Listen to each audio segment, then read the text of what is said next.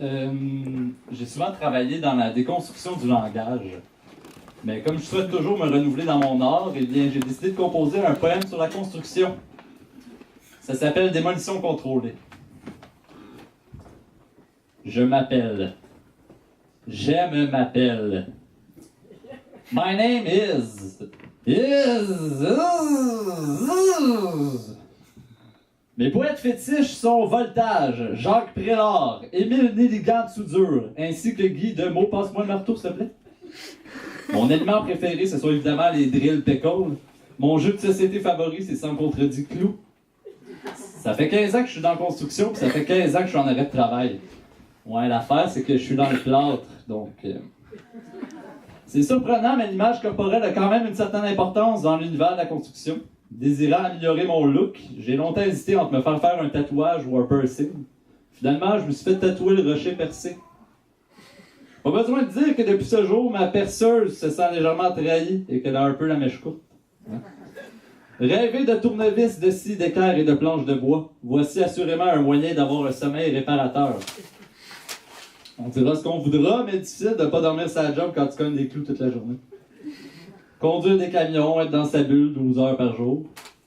Le problème avec la construction, c'est un métier sans certitude, voire même assez instable. Pour dire vrai, il n'y a pas grand-chose de coulé dans le béton. Hein?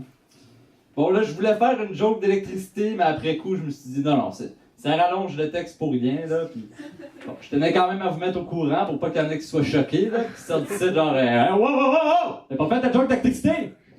Eh non, je l'ai pas fait. Mais j'y ai pensé, là.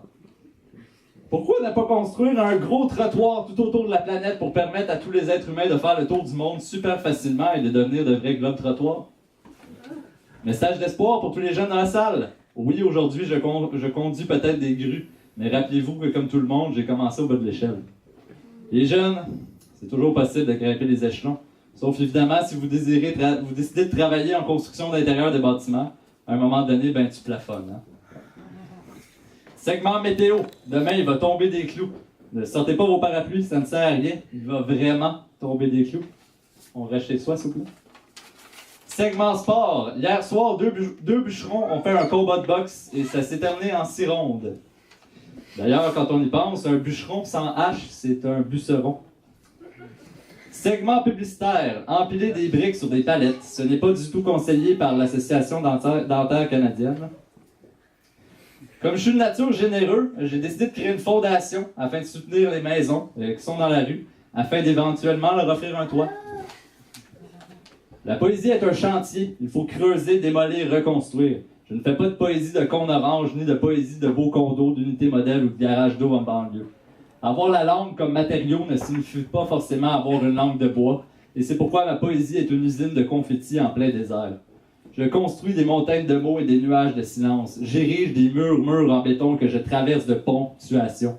La grammaire est trop rigide avec ses bancs de scie qui n'aiment pas les bancs de raies.